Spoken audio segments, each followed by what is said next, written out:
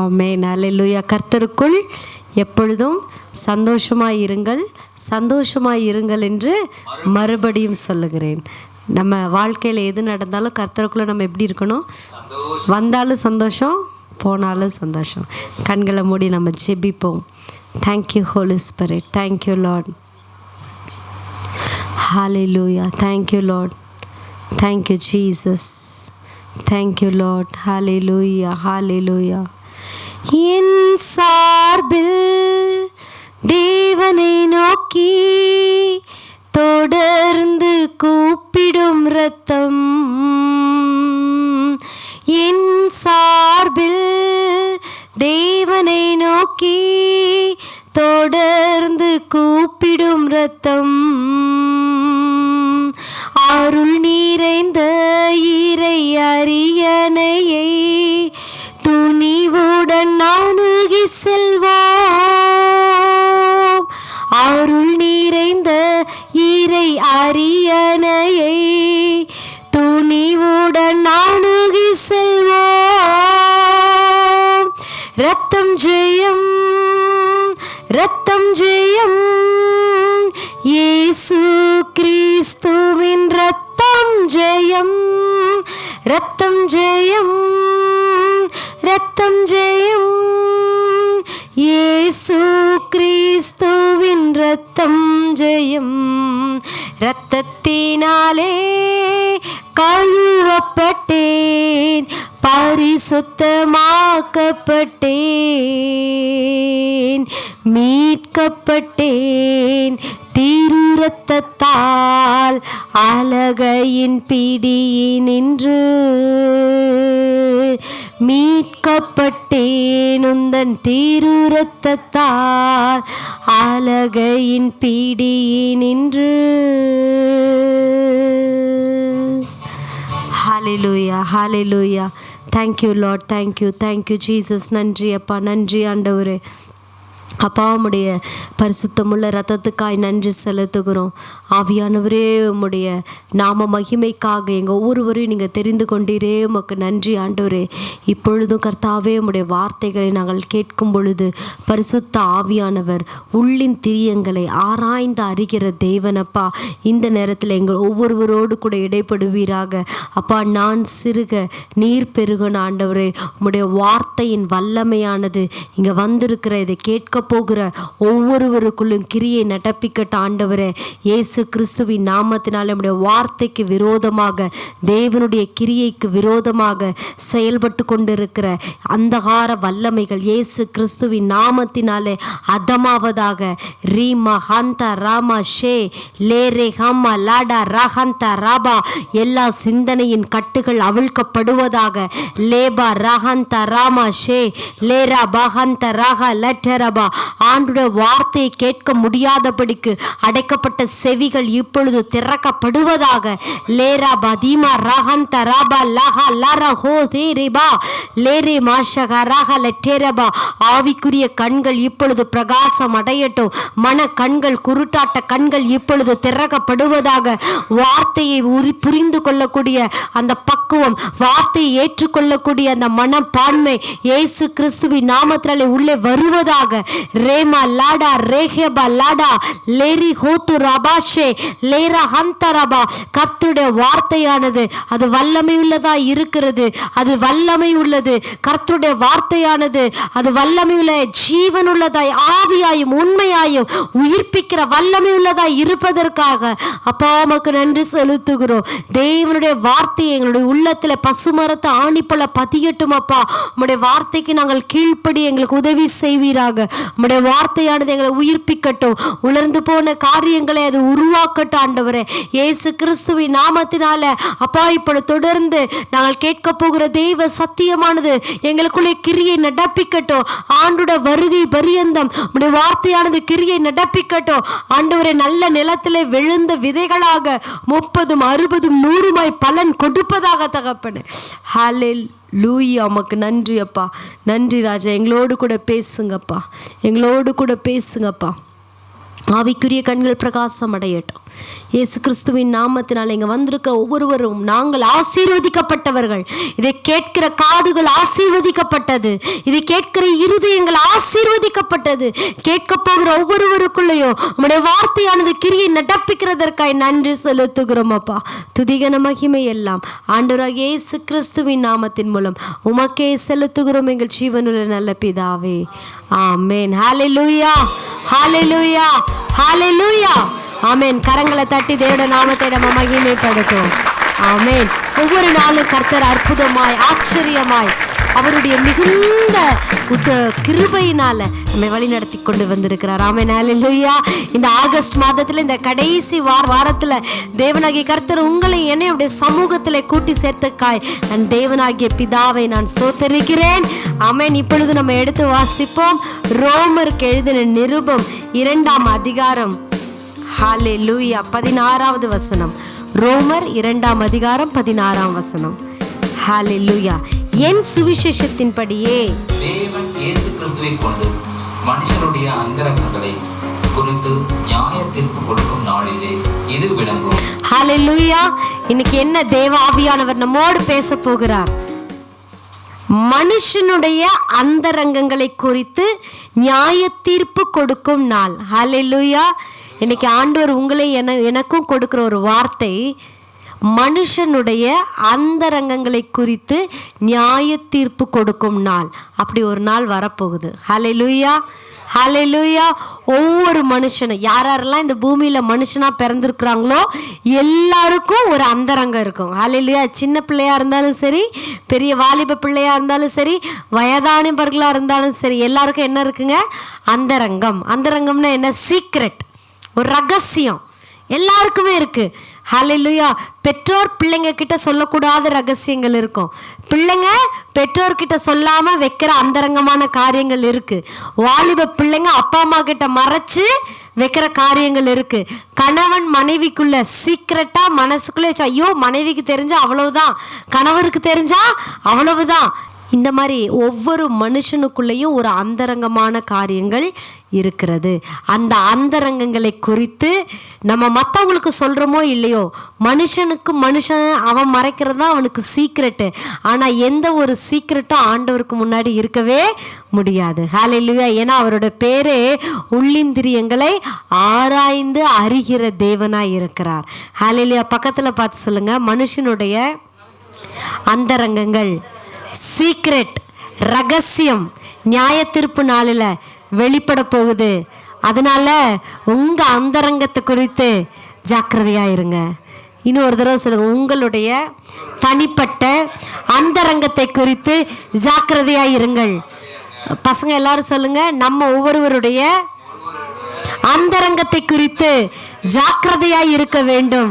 ஏன்னா நம்முடைய பிதா அந்தரங்கத்தில் பார்க்கிற பிதா. ஆமென். ஹல்லேலூயா. மனுஷன் முகத்தை பார்க்கிறார், ஆனால் நம்முடைய ஆண்டவரோ இருதயத்தை பார்க்கிறார். ஹல்லேலூயா. முகத்தை கூட வாங்க வாங்க ஸ்தோத்திரம் ஸ்தோத்திரம், ஆனா உள்ள என்ன இருக்கு? ஐயோ யார் முகத்துல முழிக்க கூடாதுன்னு நினைச்சனோ அவங்க முகத்திலே முழிச்சிட்டேன். உடைய உள்ளின் திரியங்களை ஆராய்ந்து அறிகிற தேவனாய் இருக்கிறார். எடுத்து வாசிப்போம் பிரசங்கியின் புஸ்தகம் 12ஆம் அதிகாரம் 14ஆம் வசனம். பிரசங்கி 12ஆம் அதிகாரம் 14ஆம் வசனம். ஒவ்வொரு கிரியையும் அந்தரங்கமான ஒவ்வொரு காரியத்தையும் நன்மையானாலும் தீமையானாலும் தேவன் நியாயத்திலே கொண்டு வருவார். ஹல்லேலூயா. ஒவ்வொரு மனுஷனுக்குள்ளேயும் சீக்ரெட் இருக்குன்னு ஆவியானவர் சொன்னாரு. ஒவ்வொரு மனுஷனுடைய அந்தரங்கத்தில் இருக்கிற கிரியைகளை குறித்து பிரசங்கி சொல்லுகிறார். பிரசங்கி புஸ்தகத்தை எழுதினது யார்? என்ன ஜித்தின்? பிரசங்கி புஸ்தகத்தை எழுதினது யாரு? சாலமோன். அவர் யாரு? ஞானி, பெரிய ஞானி. அந்த சாலமோன் ஞானி பிரசங்கி எழுதும்போது எல்லா இடத்திலும் மாயை மாயை மாயை, இந்த உலகத்தில் எதுவுமே நிரந்தரம் இல்லைன்னு சொல்ற அந்த பிரசங்கி, இந்த பிரசங்கி 12ஆம் அதிகாரம் கடைசி வார்த்தையில முடிக்கும்போது அவர் சொல்றாரு, ஒவ்வொரு மனுஷனுடைய கிரியையும் அந்தரங்கமான ஒவ்வொரு காரியத்தையும், அது நன்மையானாலும் அது தீமையானாலும் தேவன் அதை நியாயத்திலே கொண்டு வருவார். தேவ ஜனமே, அருமையான தேவ பிள்ளைகளே, நீங்க எல்லாரும் ஒன்னு நல்லா தெரிஞ்சு வச்சுக்கணும். நம்முடைய அந்தரங்கத்துல நன்மையானாலும் தீமையானாலும் தேவனாகிய கர்த்தர் ஒரு நாள் அதை எதுல கொண்டு நிறுத்துவாரு? நியாயத்திலே கொண்டு வந்து நிறுத்துவார். நம்முடைய அந்தரங்கமானது, நம்முடைய சீக்ரெட் ஆனது, நம்முடைய இருதயமானது இன்னைக்கு எப்படிப்பட்டதா இருக்கிறது? ஹல்லேலூயா. எந்த ஒரு அந்தரங்கத்தையும் தேவனுக்கு முன்பதாக நம்ம மறைத்து வைக்க முடியாது. நாளொன்று வருகிறது, அந்த நாளில் நம்முடைய அந்தரங்கத்தில் நம்ம யோசித்திருக்கிற யோசனைகள், நம்முடைய சிந்தனைகள், நம்முடைய கிரியைகள், நம்முடைய காரியங்கள் எல்லாவற்றையும் குறித்து தேவன் நியாய தீர்ப்பு நாளிலே நமக்கு அதை வைத்து தீர்ப்பு வழங்க போகிறார். எத்தனை பேர் ஆமேன்னு சொல்ல போறீங்க? எத்தனை பேர் ரெடியா இருக்க போறீங்க? ஐயோ ஆண்டவரே, ஒருவேளை நாளைக்கு ஆண்டவர் வருவாருன்னா, இல்லை ஒருவேளை இன்னைக்கு நமக்கு மரணம் நேரிடும் என்று சொன்னால் நம்முடைய கிரியைகளை குறித்து தேவனிடத்துல நம்ம என்ன ஒப்புவிக்கணும்? கணக்கு ஒப்புவிக்கணும். அவர் தீர்ப்பு எழுதுகிற நல்ல ஒரு ஜட்ஜு. ஆனால் இன்னைக்கு உயிரோடு இருக்கிற வரைக்கும் நமக்கு ஒரு நல்ல வக்கீலாக, லாயராக இருக்கிறார் ஆண்டவர். ஆனால் நம்ம மரித்ததுக்கு அப்புறம் லாயர் எப்படி ஆயிட்டாரு? ஒரு நாள் வருது, அன்னைக்கு அவர் லாயரா இருக்க மாட்டாரு. அவர் நீதி உள்ள நியாயாதிபதியாய், நல்ல நியாய தீர்ப்பு வழங்குகிற ஒரு ஜட்ஜாய், ஒரு நியாயாதிபதியாய் அவர் வரப்போகிறார். அன்னைக்கு நீங்களும் நானும் எப்படிப்பட்டவர்களாய் இருக்க போகிறோம்? அதனால தேவ ஜனமே, ஒன்னே ஒன்று நம்ம நல்லா ஞாபகம் வச்சுக்கணும். எனக்குன்னு ஒரு சீக்ரெட், என் இருதயத்தில் இருக்கிற காரியங்கள், கிரியைகள், செயல்கள், என்னுடைய சிந்தனைகள், என்னுடைய எண்ணங்கள் தேவனுக்கு முன்பதாக எப்படிப்பட்டதா இருக்கிறது? ஏன் நம்முடைய தேவன் முகத்தை பார்த்து, நம்முடைய பேரை பார்த்து, நிறைய பேர் பேர் வச்சிருக்கிறாங்க. என்ன பேரு? ஜோசப் பேர் வச்சிருக்கோம். நிறைய பேர் இயேசு அடியான். என்ன அடியான்? இயேசு அடியான். இன்னும் ஒரு சிலரோட பேர் மரியாள், பயங்கர கிதியோன், சாலமோன், தாவீது அப்படின்னு பயங்கரமா பேரை வச்சுக்கிறோம். இன்னைக்கு தாவீதுன்னு பேரை வச்சுட்டு எங்க கூட்டிருக்குதுன்னு பாருங்களேன். நம்ம நிறைய நேரங்கள்ல பேரை கேட்டோன்னா, அப்பா பயங்கர பக்தி உள்ள பேரா இருக்குது. இயேசு அடியான், அப்புறம் பயங்கர அப்ப ஆண்டவருக்குள்ள அடியானா இருப்போம்னு நம்ம நினைக்கிறோம். ஆனா ஆண்டவருக்கு தான் தெரியும் அந்த இயேசு அடியான், அந்த தாவீது, அந்த சாலமோன், அந்த யோசேப்பு, அந்த மரியாளுடைய இருதயம், அந்தரங்கம் எப்படிப்பட்டதா இருக்கிறது. ஹல்லேலூயா. இன்னைக்கு உங்களுடைய என்னுடைய அந்தரங்கத்தை குறித்த ஆவியானவர் இடைப்பட்டு கொண்டிருக்கிறார். எடுத்து வாசிப்போம். மத்தேயு எழுதின சுவிசேஷம் 6ஆம் அதிகாரம் 6ஆம் வசனத்தை நம்ம வாசிப்போம். மத்தேயு 6ஆம் அதிகாரம் 6வது வசனம். நீயோ ஜெபம் பண்ணும்போது உன் அறை வீட்டுக்குள் பிரவேசித்து உன் கதவை பூட்டி அந்தரங்கத்தில் இருக்கிற உன் பிதாவை நோக்கி ஜெபம் பண்ணு. அப்பொழுது அந்தரங்கத்தில் பார்க்கிற உன் பிதா வெளியரங்கமாய் உனக்கு பலனளிப்பார். 4வது வசனம். அப்பொழுது அந்தரங்கத்தில் பார்க்கிற உன் பிதா தாமே உனக்கு வெளியரங்கமாக பலனளிப்பாராக. ஹல்லேலூயா. நம்முடைய ஆண்டவர் மற்ற மனுஷங்க மாதிரி, ஓகே இவங்க பேர் தாவீது, அப்ப தாவீதோட குணாதிசயம் இருக்கும். இவங்க பேர் இயேசு அடியான், அப்ப இயேசுக்குள்ள இருந்த குணாதிசயங்கள் இருக்கும்னு மனுஷன் முகத்தை பார்த்து எடை போடுறான். ஆனா நம்முடைய பிதாவோ அவர் அந்தரங்கத்தை பார்க்கிற பிதாவா இருக்கிறார். இதே வசனத்துல வசனம் சொல்லுகிறது, அவர் அந்தரங்கத்திலே இருக்கிறவராய் இருக்கிறார். நம்முடைய ஆண்டவர் எங்க இருக்கிறாரு? அந்தரங்கத்தில் இருக்கிறார், நம்முடைய இருதயத்தில் இருக்கிறார். மனுஷன் பார்க்க முடியாத அந்த ஒரு இடத்துல தேவ ஆவியானவர் வாசம் செய்து கொண்டிருக்கிறார். மனுஷனிடத்துல நீங்க சொல்ல முடியாத காரியங்கள் இருக்கிற அந்த எண்ணங்களின் நடுவிலே, அது டார்க்கா இருந்தாலும் சரி, இல்ல பயங்கர பிரைட்டா இருந்தாலும் சரி, நம்முடைய இருதயத்துல, நம்முடைய அந்தரங்கத்துல நம்முடைய பிதாவானவர் வாசம் செய்து கொண்டிருக்கிறார். அவருக்கு மறைவானது எதுவுமே கிடையாது. ஹல்லேலூயா, ஹல்லேலூயா. நன்மையானாலும் தீமையானாலும் தேவன் அதை என்ன பண்ணுவாருமா? நியாயத்திலே கொண்டு வந்து நிறுத்துவார். நம்ம அந்தரங்கத்துல யோசிக்கிற யோசனை நம்ம செயல்ல செய்யாம கூட இருக்கலாம், ஆனா இருதயத்தின் நினைவுகளை அவர் அறிந்தவராய் இருக்கிறார். ஹல்லேலூயா. சங்கீதத்துல நம்ம வாசிச்சோம்னா 90வது சங்கீதம் 80ஆம் வசனம் இப்படியாய் சொல்லுகிறது, அந்தரங்க பாவங்களை உமது முகத்தின் வெளிச்சத்திலே நீர் கொண்டு வந்து நிறுத்தினீர். யாருக்குமே சொல்ல முடியாத காரியங்கள், கிரியைகள், எண்ணங்கள், சிந்தனைகள் எல்லாம் அவருடைய முகத்தின் வெளிச்சத்துல, போன வாரம் மெசேஜ் அதுதான் இல்ல, கர்த்தருடைய முகத்தின் வெளிச்சம் பிரகாசிக்கிற இடத்துல எந்த ஒரு இருளும் இருக்க முடியாது. நம்முடைய அந்தரங்கத்துல இருக்கிற ஒவ்வொரு காரியங்களையும் தேவ ஆவியானவர் அவர் நியாயத்திலே கொண்டு வர போகிறார். நம்முடைய அந்தரங்கத்துல நம்ம எப்பேற்பட்ட எண்ணம் கொண்டவர்களாய் இருக்கிறோம். நிறைய மனுஷங்க நினைக்கிறாங்க, என்ன நினைக்கிறாங்க, ஆண்டவர் நன்மை செய்யலாம், ஆண்டவர் நன்மை செய்யாமலும் இருக்கலாம், ஆண்டவர் தீமை செய்யறாரு, தீமை செய்யாமலும் இருக்கலாம். ஏங்க ஆண்டவர் தீமை செய்வாரா? ஆமாங்க. இன்னைக்கு பாருங்க, வயநாட்டில் ஒரு பெரிய அழிவு வந்தது. இந்த அழிவு யார் கொடுத்தார்? கடவுள் தானே கொடுத்தாரு. கடவுள் தான் இந்த தீமையை கொண்டு வந்திருக்கிறாரு. பாருங்க, அங்க போர் நடக்குது, எத்தனை கோடி ஜனங்கள் அழிந்து கொண்டிருக்கிறாங்க. அப்ப கடவுளுக்கு கண்ணு இருந்தா இந்த போரை தடுத்து நிறுத்தி இருக்கலாம்ல. அப்ப கடவுள் என்ன பண்றாரு? தீமையான காரியத்தை செய்யறாரே அப்படின்னு ஒரு சிலர் சொல்றாங்க. இன்னும் ஒரு சிலர் சொல்றாங்க, நன்மையை மட்டும்தான் ஆண்டவர் செய்வார், தீமையை அவர் செய்யவே மாட்டார். அவர் தீமையை பார்க்காத, பாவத்தை பார்க்காத சுத்த கண்ணர்னு சொல்றாங்க. இப்படி நம்முடைய இருதயத்துல அநேக எண்ணங்கள் வந்து கொண்டிருக்கிறது. இப்ப எடுத்து வாசிப்போம். செப்பனியா 1:12. அக்காலத்திலே நான் எருசலேமை விளக்கு கொளுத்தி சோதித்து வண்டல் போல குழம்பி இருக்கிறவர்களும் கர்த்தர் நன்மை செய்வதும் இல்லை, தீமை செய்வதும் இல்லை என்று தங்கள் இருதயத்தில் சொல்லுகிறவர்களுமான மனுஷரை தண்டிப்பேன். நல்லா கவனிச்சுக்கோங்க. நம்முடைய இருதயத்தில் ஆண்டவர் நன்மை செய்யவும் மாட்டார், தீமை செய்யவும் மாட்டார். எல்லாம் நம்ம கையில் தான் இருக்குது. யார் கையிலங்க? யார் கையில்? நம்ம கையில். இப்படி ஒரு கூட்டம் இருக்கிறாங்க. முதல்ல ஒரு கூட்டத்தை சொன்னேன், நன்மை மட்டும்தான் அவர் செய்வார், தீமை செய்ய மாட்டார். இன்னும் ஒரு கூட்டம் இருக்கிறாங்க, நன்மை செஞ்சாலும் சரி, தீமை செஞ்சாலும் சரி, ஆண்டவருக்கு அதுக்கும் சம்பந்தம் இல்லை, எல்லாமே யார் கையில் தான் இருக்குது? நம்ம கையில் தான் இருக்குதுன்னு அப்படின்னு நினைக்கிறவங்களே ஆண்டவர் என்ன பண்ணுவேங்கிறாரு? தண்டிப்பேங்கிறாரு. நம்மளுடைய வாயின் வார்த்தைகள்லையும் சரி, நம்முடைய இருதயத்தின் யோசனைகள்லையும் சரி, நினைவுகள்லையும் சரி ரொம்ப ஜாக்கிரதையாக இருக்கணும். ஏன்னா நம்ம வாயை விட்டு சொல்கிறதில்ல, ஆனால் இருதயத்தின் எல்லா யோசனைகளையும் வகையறுக்கிறவர் நம்முடைய ஆண்டவராக இருக்கிறார். இந்த வசனம் இப்படியாய் சொல்லியிருக்குது. என்ன சொல்லியிருக்கு? கர்த்தர் நன்மை செய்யவும் மாட்டார், தீமை செய்யவும் மாட்டார்னு தன்னுடைய இருதயத்திலே சொல்லுகிறவர்களுமான மனுஷரை நான் என்ன பண்ணுவேன்? தண்டிப்பேன்.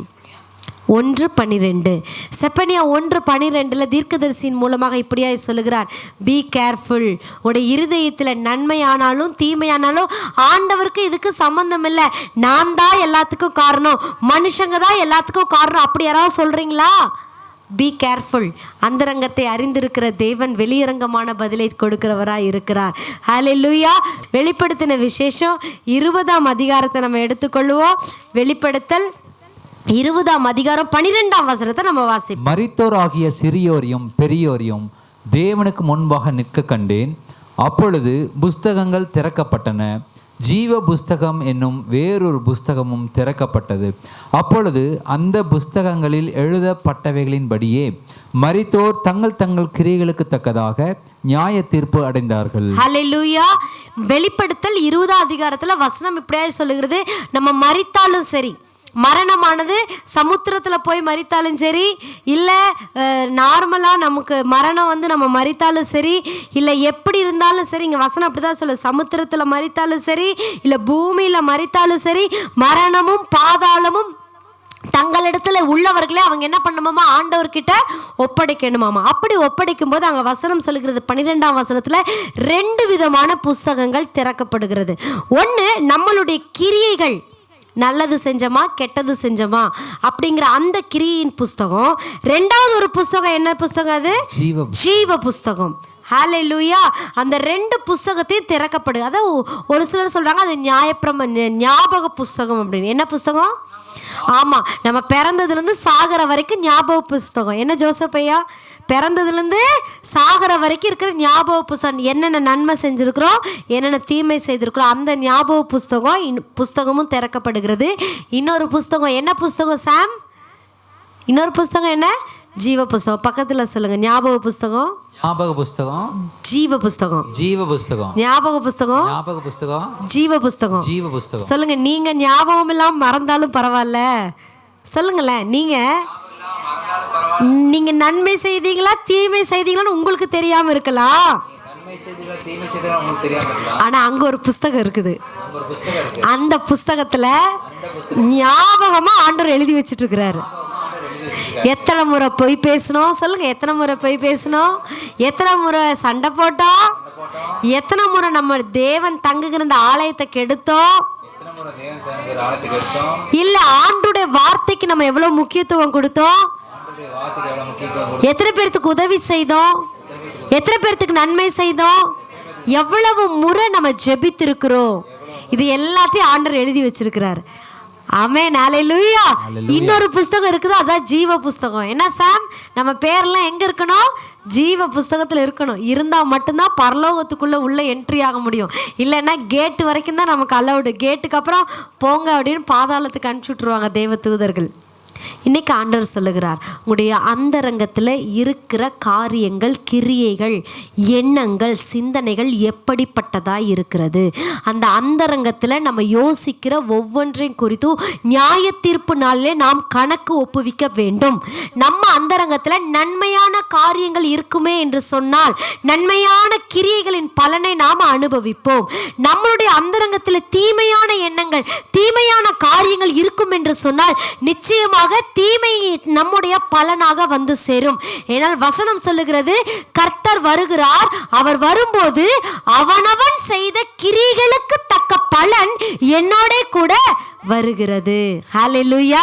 நம்ம என்னென்ன கிரியைகளை செய்கிறோமோ அதற்குரிய பிரதிபலன் ஆண்டவர் வரும்போது அவர் கூடவே வருதாமா.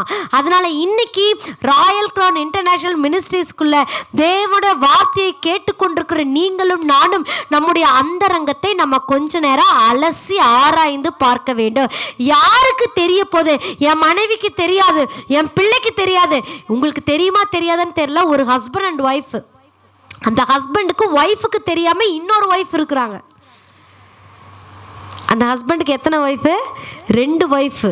அந்த எந்த மனைவிக்கும் தெரியாது தான் கணவருக்கு இன்னொரு மனைவி இருக்கிறாங்கன்னு. இப்படி ஒருத்தவங்க வாழ்க்கை வாழ்ந்துட்டு இருக்கிறாங்க. ஆனால் ஒரு இடத்துல மாட்டிட்டார். எந்த இடத்துலனா ஸ்கூல், காலேஜில் கொண்டு போய் சேர்த்தும் போது அந்த அம்மாவை கொண்டு போய் ஒரு ஸ்கூலில் சேர்த்த, இந்த அம்மா கொண்டு போய் அதே காலேஜில் கொண்டு போய் சேர்த்த, 2 பேருக்கும் அப்பா யாருன்னு பார்க்கும்போது ஐயா மாட்டிக்கிட்டார். இந்த மாதிரி இந்த உலகத்தில் நடக்குது. Be careful. ஆண்டவர் ஒரு நாள் வருவார். அப்போ நன்மை ஆனாலும் தீமை ஆனாலும் நம்ம செய்கிற கிரியைக்கு தக்க பலன் அவரோடு கூட வந்து கொண்டே இருக்கிறது. ஹல்லேலூயா. நம்ம நன்மை செய்தால் மேன்மை இல்லையோ? அதனால தான் ஆண்டவர் சொல்றார், மகனே மகளே நன்மை செய். உன் இருதயத்தில் எப்பவும் நன்மையான காரியங்களை நீ என்ன பண்ண நினச்சிக்கோ. நம்முடைய மனுஷனுடைய இருதயம் பார்த்தீங்கன்னா மகா கிறுக்குள்ளதும் கேடுள்ளதும் தான். அது தீமையான காரியத்தை தான் யோசிக்கும். ஆனால் இன்னைக்கு நம்ம பாடம்ல ரத்தம் ஜெயம், ரத்தத்தினாலே நான் கழுவப்பட்டேன், ரத்தத்தினாலே நான் கழுவப்பட்டேன். தீமையான எண்ணங்கள், தீமையான காரியங்கள், தீமையான சிந்தனைகள், பாவமான காரியங்கள் நம்ம உள்ளத்தில் வரும்போதே, நம்முடைய புத்தியில் வரும்போதே நம்மளுடைய ரத்தத்தினால் என்ன பண்ணிடணும்? கழுவி சுத்திகரித்து விட வேண்டும். ஹல்லேலூயா. யூதாவின் புஸ்தகம் வெளிப்படுத்தனுக்கு முன்னாடி இருக்கும். யூதாவின் புஸ்தகம் 14வது வசனம் 15வது வசனத்தை நம்ம வாசிச்சோம்னா 14-15.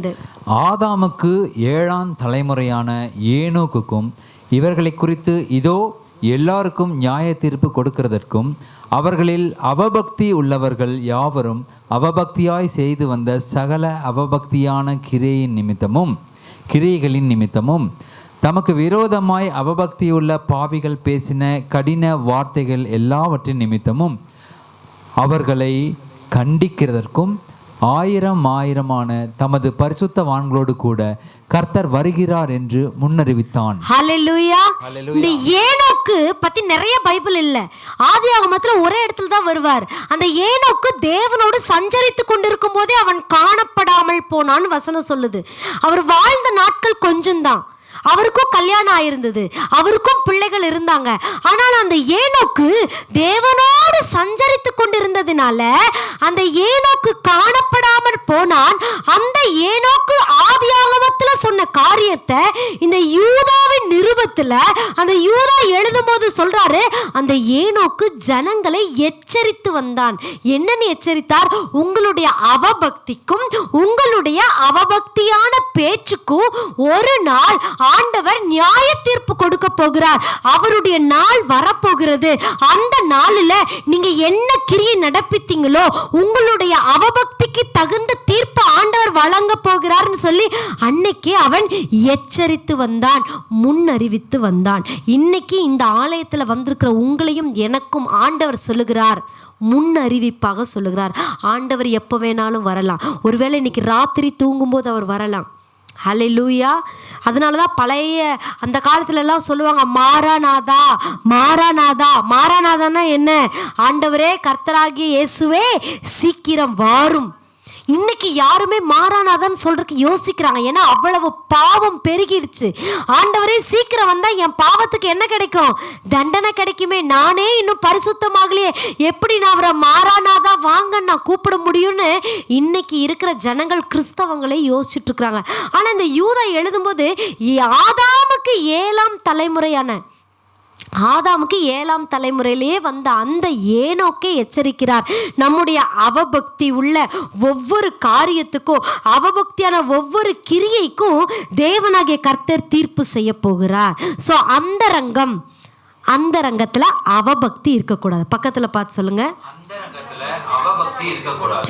அந்த ரங்கத்தில் அவபக்தியான கிரியை இருக்கக்கூடாது. அந்த ரங்கம் அவபக்தியான கிரியை இருக்கக்கூடாது. ஹல்லேலூயா. அவபக்திக்கு பதிலா அவர் பக்தி இருக்கணும். ஹல்லேலூயா.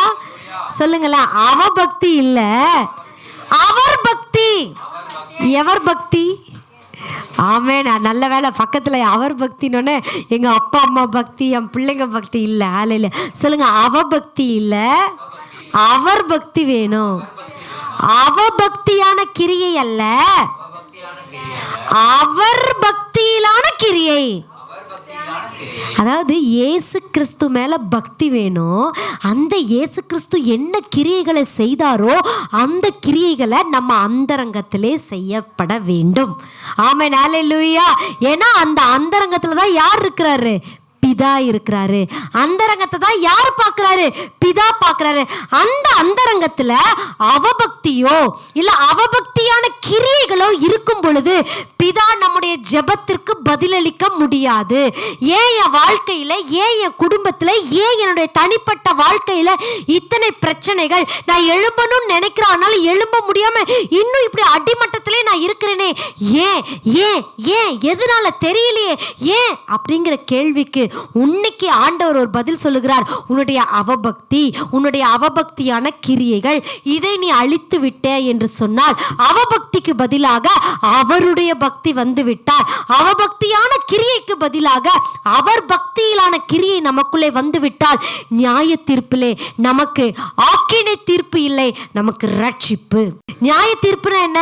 ஜட்ஜ்மெண்ட். இப்போ நம்ம சொல்ல போனா இப்போ ஒரு கேஸ் நடக்குது கோர்ட்ல கேஸ் நடக்கும்போது தீர்ப்பு வழங்கணும். 2 தீர்ப்பு தான். ஒன்று நீ குற்றவாளி, இன்னும் நீ யாரு? நிரபராதி. குற்றவாளி அப்படின்னு தீர்த்தா பைபிள் சொல்லுது ஆக்கினை தீர்ப்பு.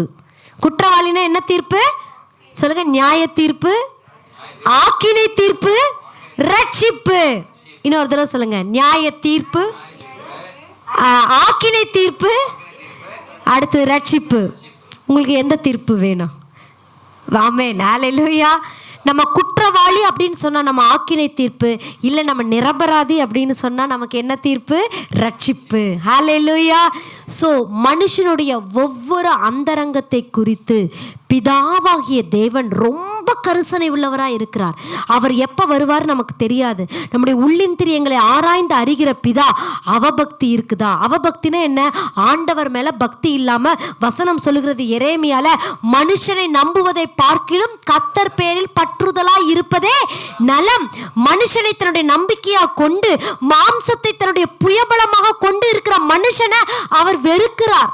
ஸோ நம்ம மனுஷனை நம்பக்கூடாது, நம்முடைய மாம்சத்தின் பலத்தை நம்ம நம்ப கூடாது. அதற்கு பதிலாக கர்த்தர் மேல் பற்றுதலாக இருப்பதே நல்லம். இன்னைக்கு ஒரு முடிவெடுப்போம். ஏன் அந்தரங்கத்தில் அவபக்தியாக ஒரு எண்ணமும் எனக்குள்ள வர முடியாது, வரக்கூடாது. ஒருவேளை இன்னைக்கு வரைக்கும் இது நடக்குமா நடக்காதா அப்படின்னு நீங்க இருந்திருக்கலாம். ஆனா அவர் பக்தி வந்துருச்சுன்னா அவர் எல்லாத்தையும் செஞ்சு முடிச்சிருவாரு. ஹல்லேலூயா. அவபக்தியான கிரியை அல்ல, அதற்கு பதிலாக அவர் பக்தியிலான கிரியைகள். ஆமென். ஹல்லேலூயா. அது என்ன அவபக்தினோட நமக்கு தெரிஞ்சிருச்சு, யாரு? இயேசு கிறிஸ்துன்னு சொல்லிட்டோம். அது என்ன அவபக்தியான கிரியை? எடுத்து வாசிக்கலாமா? கொலோசையருக்கு எழுதின நிருபம் 3ஆம் அதிகாரம் 7-8. கொலோசையர் 3:7-8.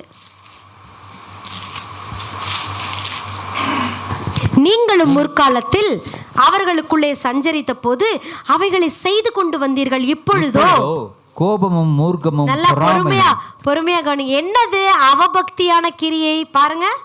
கோபம், மூர்க்கம், பொறாமை, உங்கள் வாயில் பிறக்கலாகாத தூஷணம், வம்பு வார்த்தைகளுமாகிய இவைகளை எல்லாம் விட்டுவிடுங்கள். அவபக்தியான கிரியைனா என்ன? இதுதான் கோபம், மூர்க்கம், பொறாமை, தூஷணமான வார்த்தை, வம்பு வார்த்தைகள்.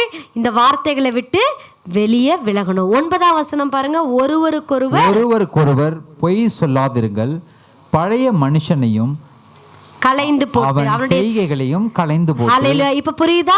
பழைய மனுஷனையும் அவனுடைய செய்கைகளையும் நம்ம தான் என்ன பண்ணணுமாமா? களைந்து போடணும். அது என்ன பழைய மனுஷன்? பழைய மனுஷனுடைய கிரியைனா இந்த அவபக்தியான கிரியை தான். என்ன அவபக்தியான கிரியை அம்மா சொல்லுங்க? என்ன அவபக்தியான கிரியைகள்? கோபம். உங்க அந்தரங்கத்துல செக் பண்ணுங்க. கோபம் வருதா? எரிச்சல் வருதா? மூர்க்கம் வருதா? பொறாமை இருக்கா? வம்பு வார்த்தை இருக்கா? தூஷணமான வார்த்தை இருக்கா? மற்றவங்களுக்கு விரோதமாய் பொய் சாட்சியான வார்த்தைகள் நம்ம பேசுறோமா? செக் பண்ணி பாருங்க. அந்த ரங்கத்துல இந்த அவபக்தியான கிரியைகள் இருக்கும் என்று சொன்னால் நியாய தீர்ப்புல நமக்கு ஆக்கினை தீர்ப்பு நிச்சயம். இந்த அவபக்தியான கிரியைகள், இந்த பழைய மனுஷனுக்குரிய காரியங்கள் இல்லை அப்படின்னா நமக்கு என்ன கிடைக்கும்? ரட்சிப்பு கிடைக்கும். இன்னொரு வசனத்தை நம்ம எடுத்து வாசிப்போம். எபேசியருக்கு எழுதின நிருபம் 4ஆம் அதிகாரம் 17வது வசனம். எபேசியர் 4:17. ஆதலால் கர்த்தருக்குள் நான் உங்களுக்கு சாட்சியாக சொல்லி எச்சரிக்கிறது என்னவெனில், நல்லா கவனிங்க, மற்ற புறஜாதிகள் தங்கள் வீணான சிந்தனையிலே நடக்கிறது போல நீங்கள் இனி நடவாமல் இருங்கள்.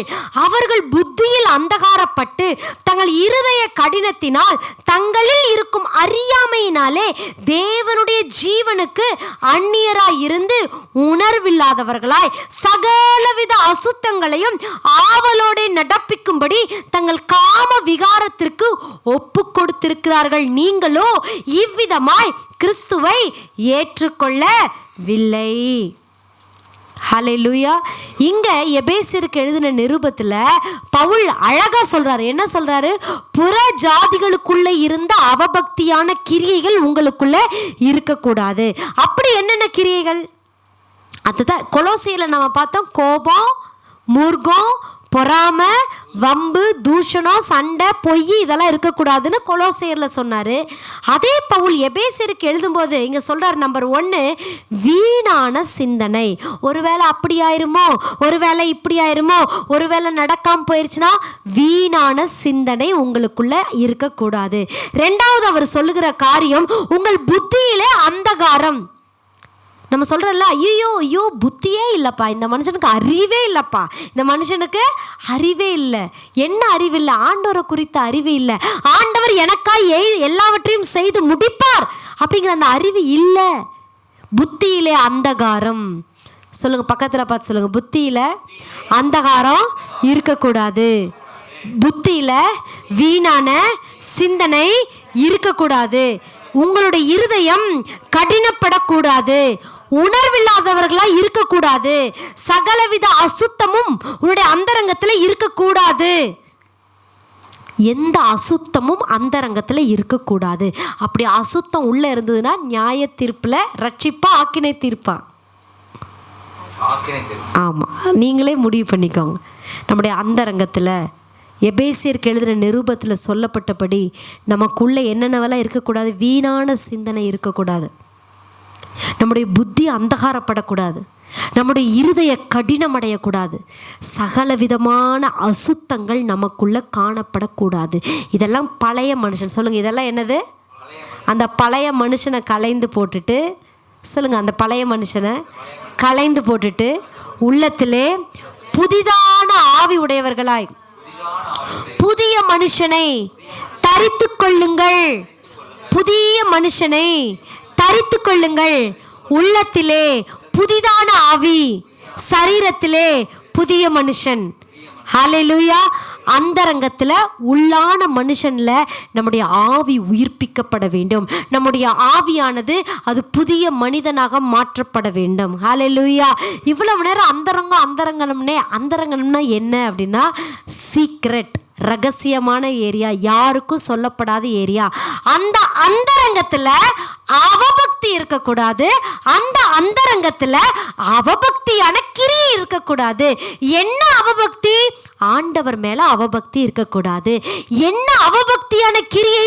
கோபம், மூர்க்கம், சண்டை, பொறாமை, வம்பு, பைசாட்சி சொல்றது, வீணான சிந்தனை, புத்தியில அந்தகாரப்படுகிறது, இருதயம் கடினப்படுறது, சகல விதமான கசப்புக்கள், அசுத்தங்கள் எதுவும் இருக்கக்கூடாது. இதுதான் அவபக்தியான கிரியைகள்.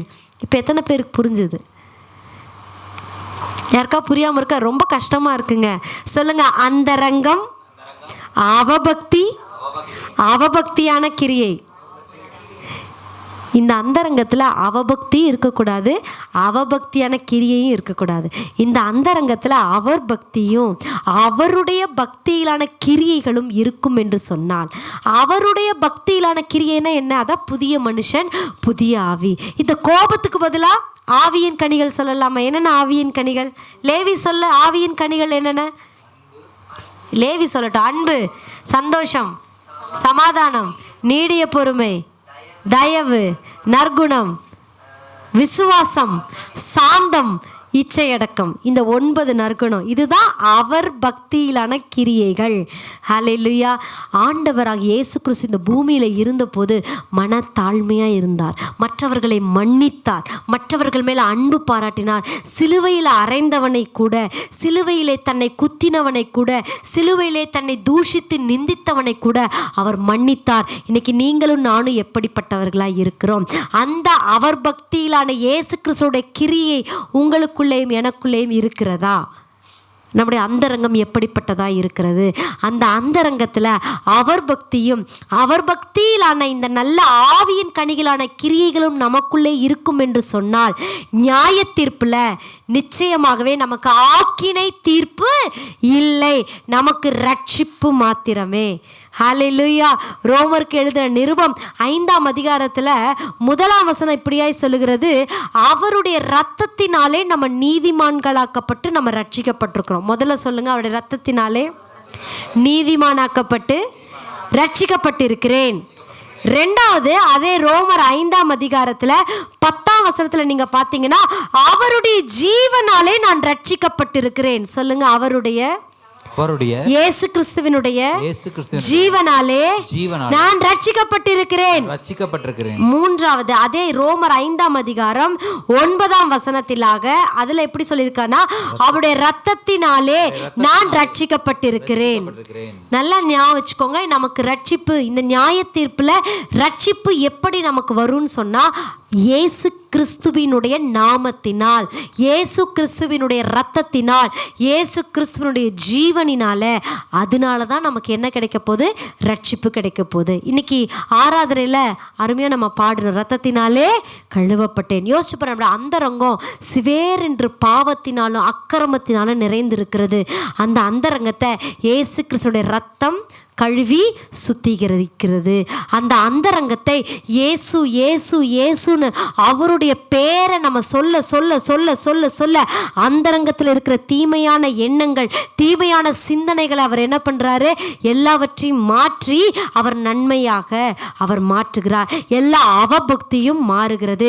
இயேசுன்னு அவருடைய ஜீவனை நம்ம சொல்ல சொல்ல சொல்ல நமக்குள்ள பெரிய மாற்றம், பெரிய ரட்சிப்பு நடந்து கொண்டு இருக்கிறது.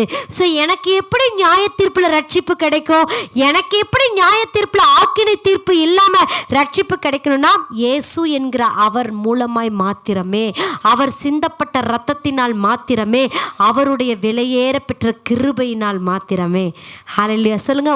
நம்முடைய அந்தரங்கம் சரியா இருந்துச்சுன்னா, இன்னொரு தடவை சொல்லுங்க, என்னுடைய அந்தரங்கம் சரியா இருந்துச்சுன்னா அந்தி கிறிஸ்துவை ஜெயிக்க முடியும்.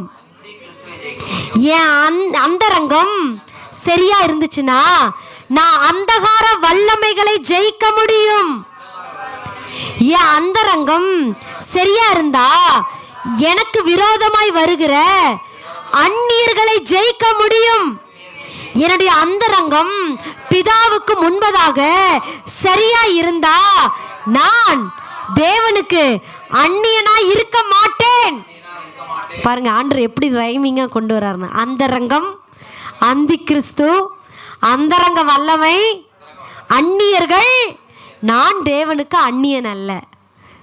எத்தனை பேருக்கு புரிஞ்சுது? புரிஞ்சவங்களோ ஒரு அல்லேலூயா சொல்லுங்க. ஹல்லேலூயா. இன்னைக்கு என்னங்க செய்தி? ரொம்ப நேரம் பாஸ்டமா பேசிட்டே இருந்தாங்க. என்னங்க செய்தி? ஏங்க, மனுஷனுடைய அந்தரங்கத்தை எல்லாம் குறித்து பிதாவாகிய தேவன் என்ன செய்ய போறாரு? நியாய தீர்ப்பு செய்ய போறாரு. அந்தரங்கம்னா என்ன? அவபக்தியும் அவபக்தியான கிரியையும் இருக்கிறது தான் அந்தரங்கம். அந்த அந்தரங்கத்தில் அவபக்திக்கு பதிலாக அவருடைய பக்தியும், அந்த அந்தரங்கத்தில் அவபக்தியான கிரியைக்கு பதிலாக அவர் பக்தியிலான நல்ல ஆவியின் கனிகள் நிறைந்த கிரியைகளும் மாதிரி மாறி உடைய உள்ளான மனிதன் நாளுக்கு நாள் புதிதாகி உள்ளத்திலே புதிய ஆவி பெற்று உடைய சரீரத்திலே புதிய மனிதனாய் நீங்கள் தரித்து கொண்டீர்கள் என்று சொன்னால் இந்த அந்தரங்கத்தில் பார்க்கிற பிதா உங்களுக்கு வெளியரங்கமாய் பதிலளிப்பார். ஹல்லேலூயா. மத்தேயுல ஒரு வசனம் சொல்லி இருக்கிறது, வெளியரங்கமாக்கப்படாத ரகசியம் ஒண்ணுமே இல்லை, அறியப்படாத வெளிக்கு வராத எந்த ஒரு மறைபொருளும் இல்லை. லூக்கா எழுதின சுவிசேஷம் 8ஆம் அதிகாரம் 17ஆம் வசனத்தில் இப்படியாய் சொல்லப்பட்டிருக்கிறது. மார்க் 4ஆம் அதிகாரம் 24-22 இதைத்தான் சொல்லப்பட்டிருக்கிறது. வெளியரங்கமாகாத ரகசியம் இல்லை, அறியப்பட்டு வெளிக்கு வராத மறைபொருளும் இல்லை. லூக்கா 12ஆம் அதிகாரம் 3ஆம் வசனத்துல இருளிலே பேசினது வெளிச்சத்திலே கேட்கப்படும், அறைகளில் காதுகளிலே சொன்னது வீடுகளின் மேல் கூறப்படும். எத்தனை பேர் நினைச்சிட்டு இருக்கிறீங்க இருட்டில் யாருக்கும் தெரியாம நான் பேசுனதுன்னு நினைக்கிறீங்களா? செல்போன்ல யாருக்கும் தெரியாம நான் சொன்னதுன்னு நினைக்கிறீங்களா? ஆண்டவர் சொல்ல, இருட்டில் பேசுனது வெளிச்சத்தில் வரப்போகுது. அறையில் யாருக்கும் தெரியாம காதுல ரகசியமா சொன்ன காரியங்கள் வீடுகள் மேலே கூறப்படக்கூடிய நாட்கள் வந்து விட்டது. அதனால் தேவ ஜனமே நம்ம கேர்ஃபுல்லாக இருப்போம். என்ன கேர்ஃபுல்? நியாய தீர்ப்பு வருது. அந்த நியாய தீர்ப்பின் போல் புஸ்தகத்தை திறக்க போகிறாருங்க.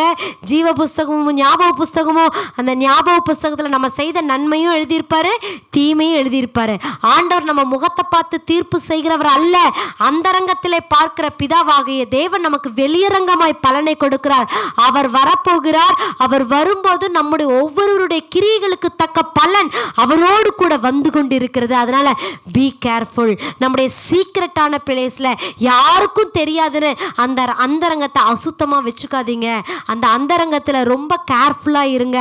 அந்தி கிறிஸ்துவை ஜெயிக்க, அந்நியர்களை ஜெயிக்க, அந்தகார வல்லமைகளை ஜெயிக்க அந்தரங்கத்திலே நாம் தேவனுக்கு முன்பதாக அந்நியர்களாய் இராதபடிக்கு அந்தரங்கத்திலே ஆவியானவரோடு, அந்தரங்கத்திலே ஆவியானவருடைய துணையோடு நாம் அந்தரங்கத்திலே பரிசுத்தமாய் நம்ம இருப்போம் என்று சொன்னால், அந்தரங்கத்திலே அவர் மேல் உள்ள பக்தியோடு, அந்தரங்கத்திலே அவர் மேல் இருக்கிற பக்தியின் கிரியைகளோடு நாம் இந்த பூமியிலே செயல்படுவோம் என்று சொன்னால் நிச்சயமாகவே முடிவு உண்டு. நம்முடைய நம்பிக்கை வீண் போகாது. ஹல்லேலூயா. மனம் திரும்புங்கள், பரலோக ராஜ்யம் சமீபித்திருக்கிறது. ஆண்டுடைய வருகை எப்போ வேணாலும் இருக்கலாம். நம்முடைய மரணம் எப்பொழுது வேணாலும் சம்பவிக்கலாம். Be careful, be careful. ஏன்னு தெரியல, ஆவியானவர் சொல்லிட்டு இருக்காரு. ஏன்னா சபைக்கு வருகிற நம்ம பரலோகத்துக்கு போயே ஆகணும். எத்தனை பேர் ஆமேன்னு சொல்கிறீங்க? 1 பேதுருவில் ஒரு வசனம் வரும். தேவனுடைய நியாய தீர்ப்பு எங்கே தெரியுமா துவங்குது? சபையில் தொடங்குது. எங்கே துவங்குது சொல்லுங்க பார்க்கலாம். பக்கத்தில் பார்த்து சொல்லுங்க. நியாய தீர்ப்பு 1 பேதுரு 4:17 வாசிங்களேன். நியாய தீர்ப்பு தேவனுடைய வீட்டிலே துவங்குகிற, தேவனுடைய வீட்டிலே, ஆமா, துவங்கும் காலமாய் இருக்கிறது.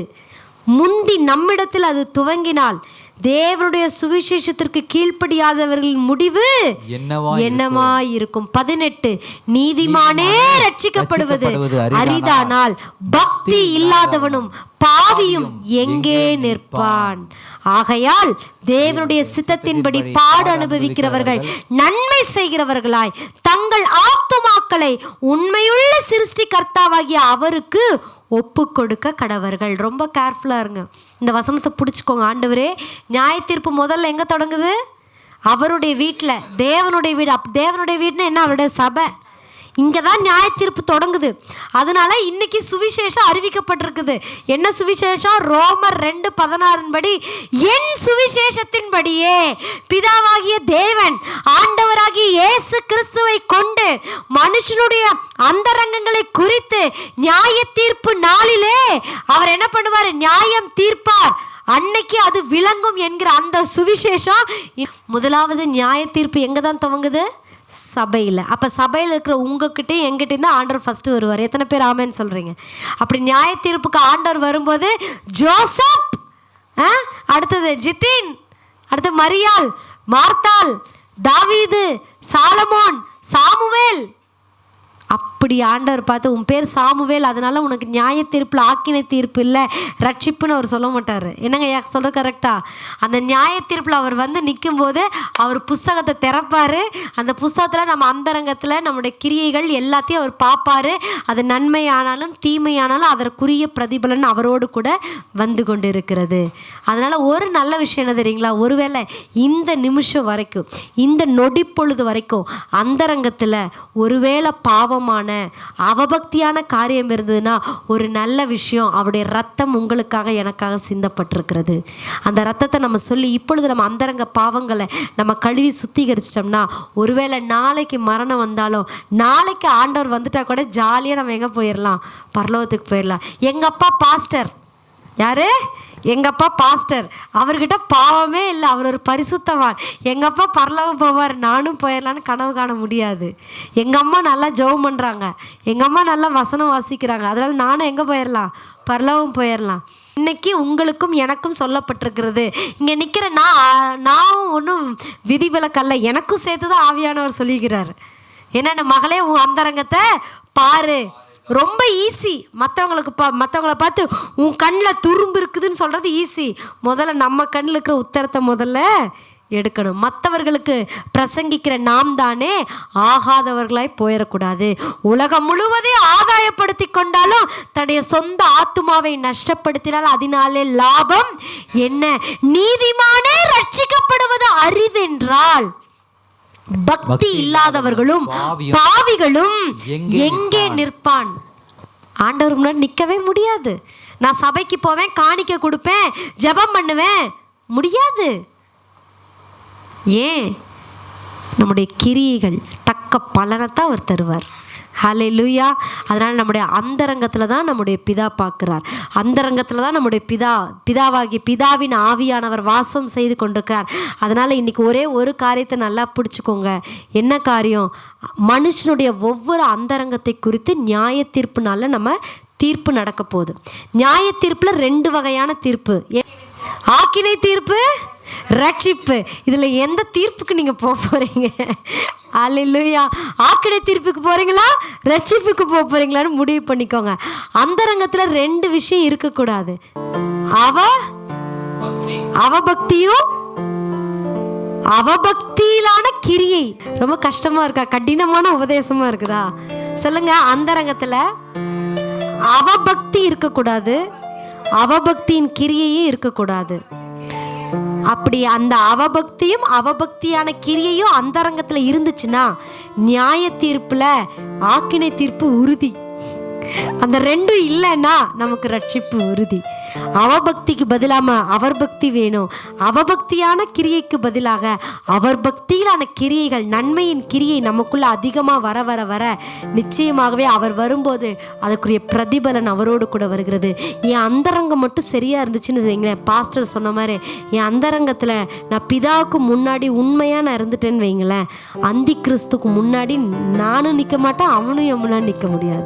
அந்தகார வல்லமைகள் எதுவுமே என் முன்னாடி என்ன பண்ண முடியாது, நிற்க முடியாது. இல்லைன்னா தான் பிசாசு உன்னை பற்றி எனக்கு நல்லா தெரியும், நேத்தானே பீடி சிகரெட் குடிச்சிட்டு வந்தேன்னு சொல்லுவான் பிசாசு. பிசாசு துரத்த போனால் பிசாசுல நேற்று நீ என்ன பாவம் பண்ண எனக்கு நல்லா தெரியும், நீ எல்லாம் என்னை துரத்த வந்துட்டியான்னு பிசாசு நமக்கே அதனால் அந்தரங்கத்தில் ரொம்ப கேர்ஃபுல்லாக இருக்கணும். ஹல்லேலூயா. கண்களை மூடி நம்ம ஜெபிப்போம். Thank you Holy Spirit, thank you Lord. மனம் திரும்புங்கள், பரலோக ராஜ்யம் சமீபித்திருக்கிறது. ஹல்லேலூயா. ஆயிரமான தூதர்களோடு தேவன் நியாயம் தீர்க்க வந்து கொண்டிருக்கிறார். நியாய தீர்ப்பில் ஆக்கினை தீர்ப்பின் பக்கமா இல்லை ரட்சிப்பின் பக்கமா நம்ம யார் பக்கம் நிற்க போகிறோம்? ஒரு நல்ல செய்தி, இன்றைக்கு இந்த சத்தத்தை கேட்பீர்கள் என்று சொன்னால் காதுள்ளவன் கேட்க கடவன் என்று சொல்லுகிற வார்த்தையின்படி நமக்கு ரட்சிப்பு கொடுக்க இயேசு கிறிஸ்து மரித்திருக்கிறார். நமக்கு ரட்சிப்பு உண்டாக்கும் ஆக்கினை தீர்ப்பு அவர் மேல் வந்துவிட்டது. நாம் இனி பாவிகள் அல்ல, அக்கிரமக்காரர்கள் அல்ல. நம்முடைய பாவத்தை சுமந்து தீர்க்கும் கிருபாதார பலியாக இயேசு கிறிஸ்துவானவர் தன்னையே பலியாக ஒப்பு கொடுத்ததினால அந்த இயேசு என்கிற நாமத்தின் மூலம், இயேசு கிறிஸ்துவின் சிந்தப்பட்ட இரத்தத்தின் மூலமாக நாம் ஒவ்வொருவரும் நம்முடைய அந்தரங்கத்தில் இருக்கிற காரியங்கள், கிரியைகள் கழுவப்பட்டு அது பரிசுத்தமாக்கப்பட்டு அது நீதியாக்கப்பட்டு தேவனுக்கு முன்பதாக நிற்பதற்கு நம்மை பாத்திரவான்களாக அது மாற்றி இருக்கிறது. அவருடைய இரத்தத்தை பற்றும் விசுவாசம், அவருடைய நாமத்தை பற்றும் விசுவாசம், அவரை குறித்ததான அறிவு நம்மிடத்தில் இருக்கும் என்று சொன்னால் புத்தியில அந்தகாரம் இல்லை, வீணான சிந்தனை இல்லை, இருதய கடினம் இல்லை, கோபமும் மூர்க்கமும் வம்பும் வீண் வார்த்தைகளும் பொய் சாட்சியும் எல்லா அசுத்தங்களும் நம்முடைய இருதயத்திலும் அந்தரங்கத்திலும் இல்லை. கர்த்தர் எல்லாவற்றையும் மாற்றி பழைய மனுஷனை களைந்து போட்டு உள்ளத்திலே புதிதான ஆவி உள்ளவர்களாக மாற்றி நம்மை புதிய மனுஷனாக அவரை நாம் சிருஷ்டிக்கப்பட்ட விதமாக தேவ சாயலாக மறுபடியும் பூரணராக்கப்பட்டவராக அன்பை தரித்து கொண்டவர்களாக தேவன் நம்மை மாற்றி இருக்கிறார். ஆமென். ஆவியானவரே, இந்த நேரம் முதற்கொண்டு என்னுடைய அந்தரங்கங்கள் சீர் செய்யப்படட்டும் அப்பா. இந்த அந்தரங்க கிரியைகள் ஸ்திரப்படட்டும் அப்பா. இனி ஒரு நாளும் தீமையான காரியம் வேண்டாம். இனி ஒரு நாளும் எங்கள் அந்தரங்கத்தில் யாருக்கும் தெரியாது நாங்கள் எந்த தவறுகளையும் செய்யாதபடிக்கு ஆவியானவரை வேலி அடைத்து பாதுகாத்து கொள்ளுவீராக. உங்கள் மேலே ஒரு பக்தி உள்ள ஒரு ஜீவியம் வரட்டும். உங்கள் மேலே இருக்கிற அந்த பக்தியின் கிரியைகள், நன்மையான காரியங்கள், அன்பு, சந்தோஷம், சமாதானம், நீடிய பொறுமை, தயவு, நற்குணம், விசுவாசம், சாந்தம், இச்சை, அடக்கம், இதையெல்லாம் எங்கள் வாழ்க்கையில் வெளிப்படட்டும் அப்பா. அந்தரங்கத்திலிருந்து வெளிப்படட்டும் அப்பா. ஒரு பெரிய மாற்றம் எங்கள் ஆவிக்குரிய மண்டலத்தில் காணப்படட்டும் ஆண்டவரே. இந்த சபைக்கு வந்தது நிமித்தமாக அப்பா, நியாய தீர்ப்பு நாளில் நாங்கள் ஆக்கினை தீர்ப்பின் பக்கம் அல்ல, நாங்கள் ரட்சிப்பின் பக்கம் நிற்கிறவர்களாக, ஜீவ புஸ்தகத்தில் பேர் எழுதப்பட்டவர்களாக, இந்த சத்திய ஜீவ வார்த்தையை கேட்கிற யாரா இருந்தாலும் ரட்சிப்பு முக்கியம், ரட்சிப்பு அவசியம் என்கிற காரியத்தை அறிந்து கொண்டு மனம் திரும்பி பரலோக ராஜ்யத்திற்கு நேராக வழி நடத்தப்பட உதவி செய்வீராக. உம்முடைய வார்த்தைகளை கர்த்தாவே நீர் சொன்னதை நான் இந்த மக்களுக்கு நான் சொல்லி இருக்கிறேன். அடியேனையும் நான் தாழ்த்துகிறேன் ஆண்டவரே. ஏற்ற காலத்தில் இந்த விதையானது 30, 100, 60 பலன் கொடுக்கட்டும் ஆண்டவரே. இதை யாரெல்லாம் கேட்கிறார்களோ, யாருக்கெல்லாம் நாங்கள் போய் சொல்கிறோமோ அவங்களுக்கு எல்லாம் இதன் மூலமாய் ரட்சிப்பு உண்டாகட்டும் அப்பா. இயேசு கிறிஸ்துவின் நாமத்தை ஜெபிக்கிறோம் ஜீவனுள்ள நல்ல பிதாவே, ஆமென்.